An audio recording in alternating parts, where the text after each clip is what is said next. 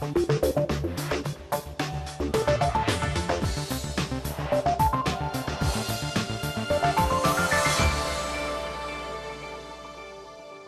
and welcome to the programme. I'm Nima Abouarde, and this week we're talking about the art of making money and making money from art. Our panel of experts discuss how the growing market for Middle Eastern sculptures and paintings is faring in these difficult times. Also coming up this week, publishing a profit. Can Egypt's book industry actually make money with millions unable to read or write? How kibbutzim in Israel are making ends meet by letting tourists see what it's like to live under risk of rocket attack. And dealing with debt. But will Dubai really sell its most profitable assets? But first, Egypt has historically been one of the literary centres of the Middle East.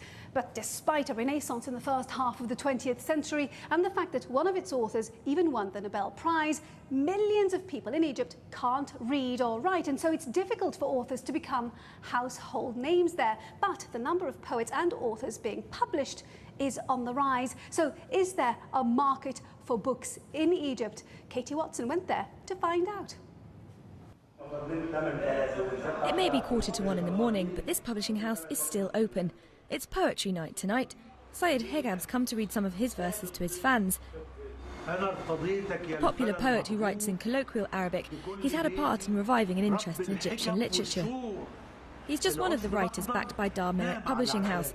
According to Ono Mohammed, the publishing industry has seen big changes in the past 50 years. In the 60s, it had a strong role. It was the beginning of a national project. Thousands of books were being published and translated into Arabic, and the prices were very affordable. With the new millennium, we saw a cultural awareness and movement again. Having internet and Facebook played a role too. These new ways of communication had a positive effect on publishing. It is a better situation now. It used to be that 1,000 copies of a book would take up to 3 years to sell. Now, that quantity can be sold out in 6 months, 3 months, or sometimes an even shorter period. More books may be sold, but those numbers are still small for a country of nearly 80 million.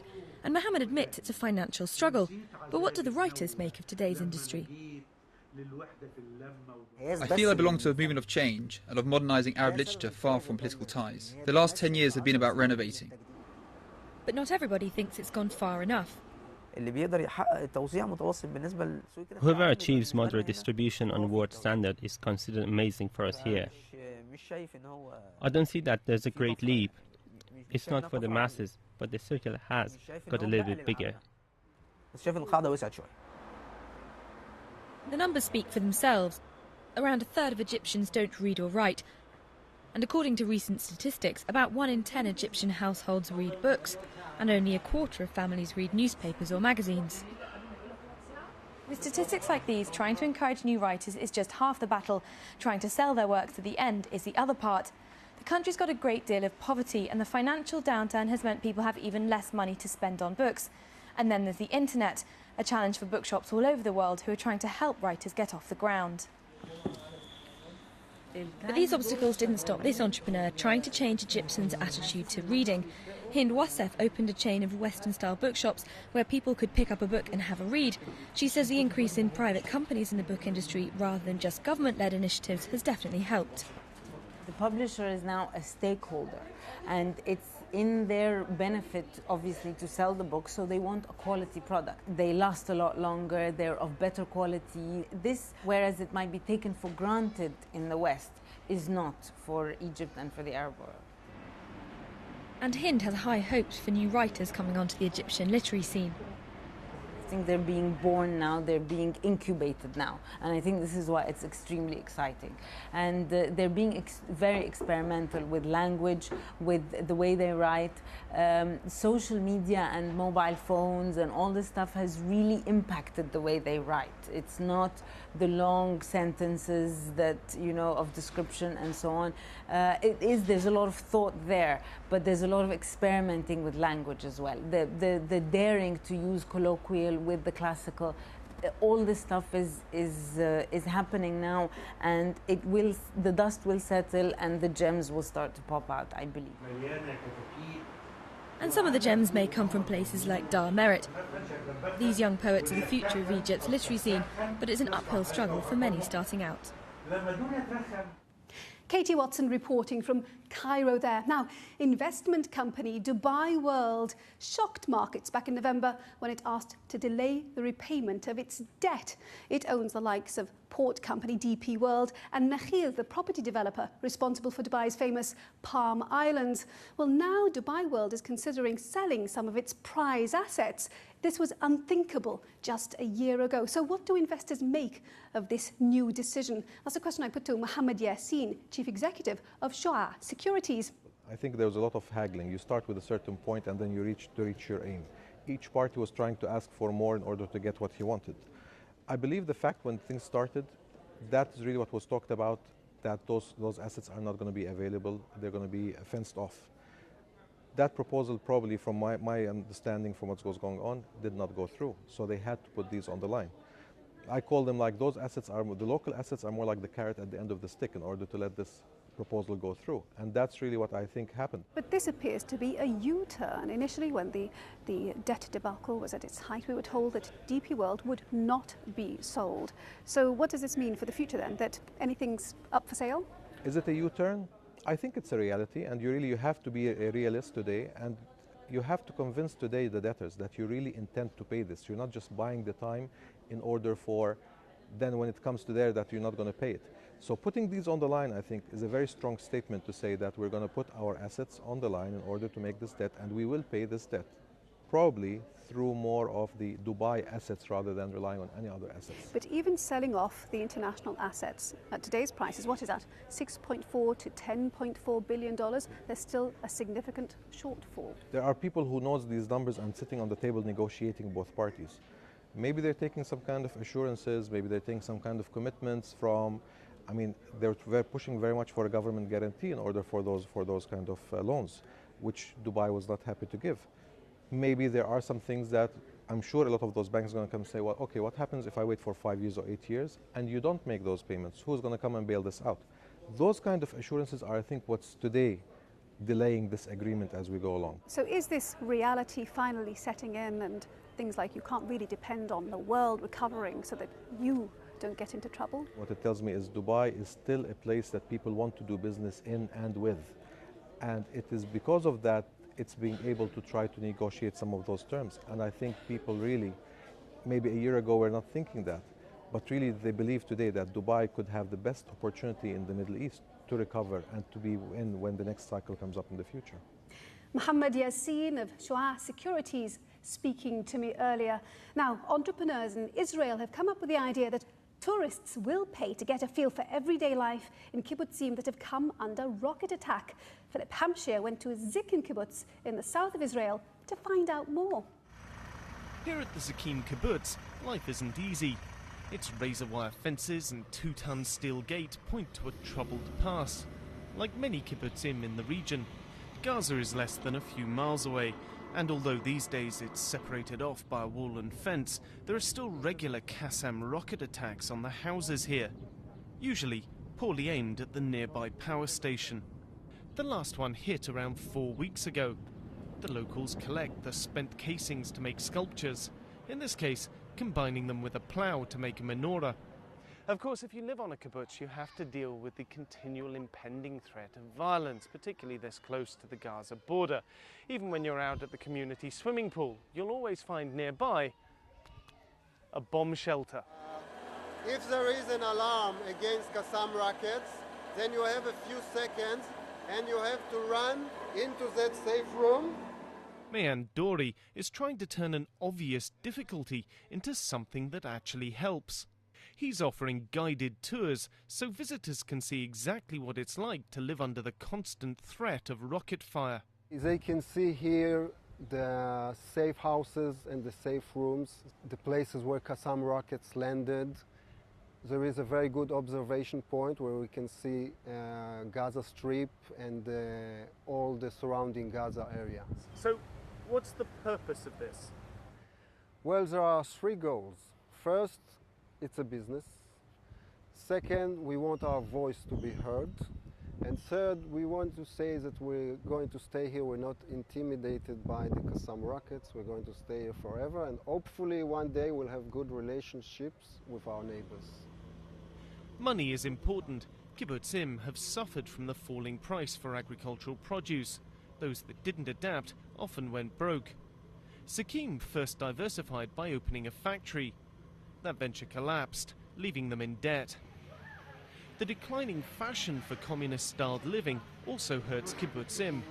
Look around the mess and you'll find few 18 to 30-year-olds. But then, this is about more than just money. They also want to have their voice heard. For people whose school has a reinforced roof to help protect the children, it's not the message you might expect. They come and they stay like 3 weeks on the West Bank. And whatever they see is what they see. And if the stories that are told are slightly exaggerated, it's only slightly. What's going on there is shouldn't be going on there. What the Israeli government is doing, it shouldn't be doing. And I want to impress upon them that there is another Israel. So I've become active as an old man in a kibbutz far from the center of the country can be. Just down the road, even closer to the Gaza border, is the communal farm or moshav called Nativ Hassara. It's so close to Gaza, they built a thick concrete wall right by the last house in order to protect everyone from sniper fire. 150 meters behind that wall is the actual border. Like Zakim, they too have taken to showing tourists what life is like here. So I've had a group and there was an alert and we all had to go into the safe room. They experienced it themselves.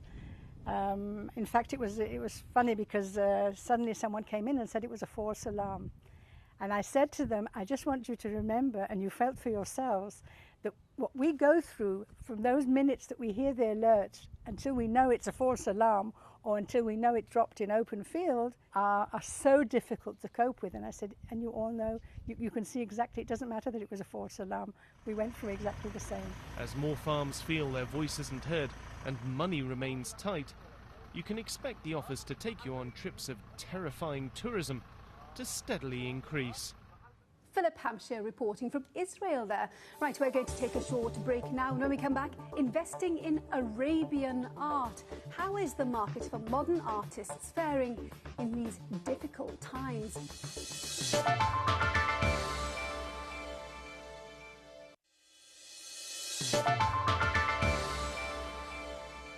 Welcome back to the programme. I'm Nima Abouarde. Now, with stocks and commodities so highly volatile and government bonds taking a beating, where should you put your money? Is art the answer? That's a question I'll put to our panel of experts in this week's summer debate. Art in the region still, it lacks adequate marketing, really.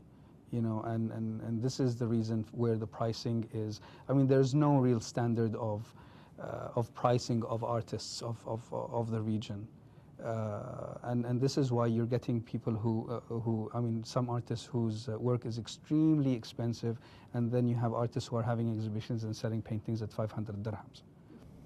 If we don't have adequate subsidization on an ongoing basis for emergent artists, we won't have the talent that you talk about. There's very little support.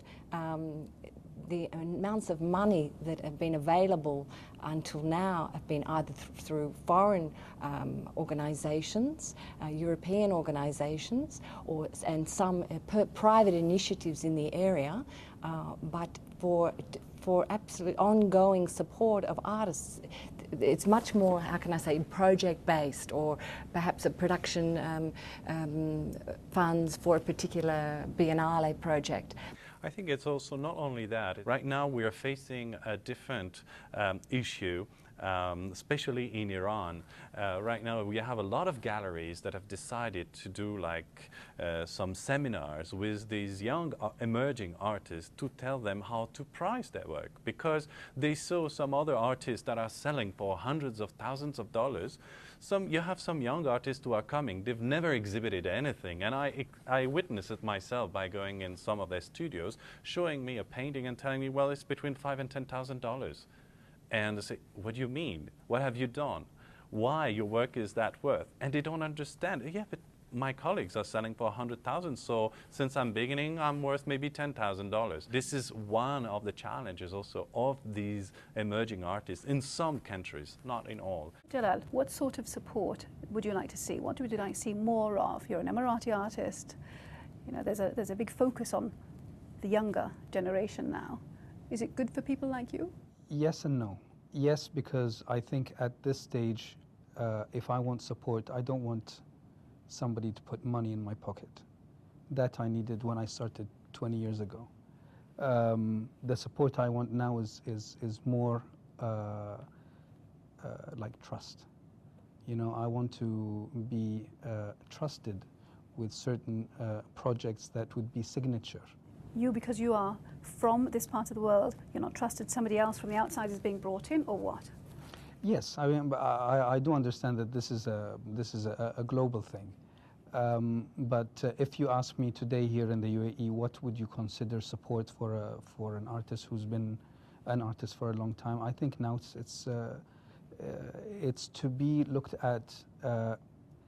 at least within the same level of another artist from another country with the same amount of experience, with the same track record. I think that's the support that somebody like me would like to see.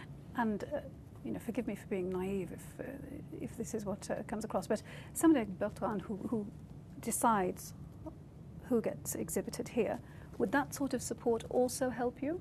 Of course, because at my stage, I have grown as big as I possibly can in the country. Okay, and now I'm not like this is what we were discussing before we started, is I'm not concerned really about the local market as much. You know, I'm looking at the international arena, you know, because this is what my work is not, you don't see my work and say this looks like it's Emirati, you know, and that's what I'm catering to. My work is done by a human being regardless of what geographic location he comes from. And that's what I'm looking at. A lot of money was pumped into buying well-known art. What about now, though? Are people tightening their belts, or is art still a good investment?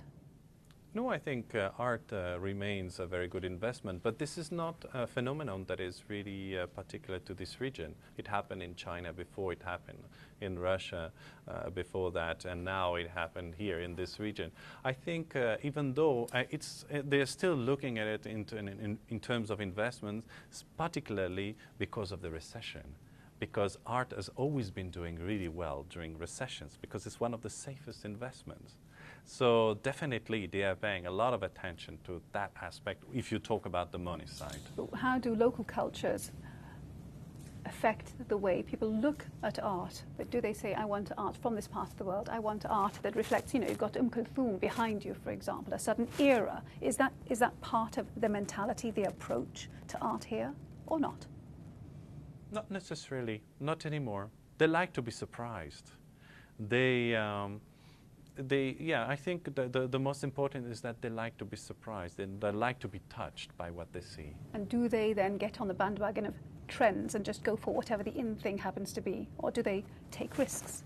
It's very hard to know which is which, because with contemporary art, you don't have time reassuring you that that work of art will guarantee a certain kind of return, as opposed to something like a Rembrandt that has a sustained value over hundreds of years. Here, it is a certain amount of risk, and as Bertrand is saying, the client, the collector, is very much one who has a relationship with art to begin with. It's not there for purely economic interest, I think. And you have also to keep in mind one thing is that, as you rightly said, you know, there are around 40 galleries in Dubai. When we arrived here like a year and a half ago, we looked at the market then. We came first with paintings from outside of this region.